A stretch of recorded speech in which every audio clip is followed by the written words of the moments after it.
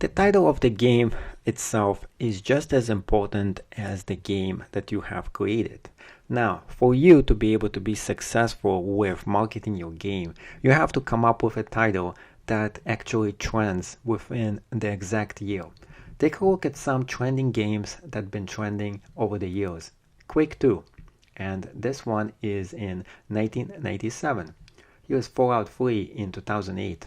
Here's Call of Duty in 2010, Super Mario Bros. In 1985.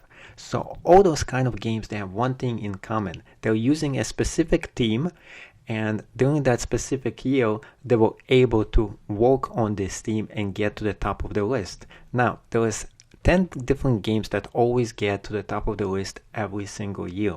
What you have to do is to figure out which ones are those that are coming within the top 10 during that specific year.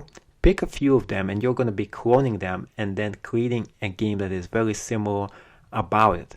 After you actually do this, you have to come up with a title to the game itself that does capture attention. So when somebody created something like Quake 2, there was a bunch of different clones that were created the same exact year that have something to do with the theme of Quake and the same kind of game itself. And some of those clones were able to be successful enough that people actually bought a bunch of them. So this happens a lot actually. What you want to do next after you actually come up with a name that you think is going to actually work for you, you have to advertise for this specific game, and you want to get a lot of people to actually look at this game itself and buy it from you.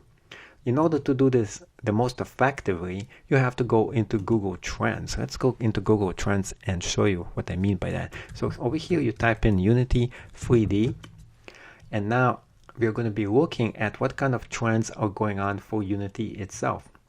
As you can see, there was a lot of people who are paying attention to Unity over time, and in 2015 there was a lot of different searches for it as well. What I really find the most interesting is what kind of region shows the most interest for Unity games. Then I want to target the market that I'm actually going to be using Facebook to advertise it.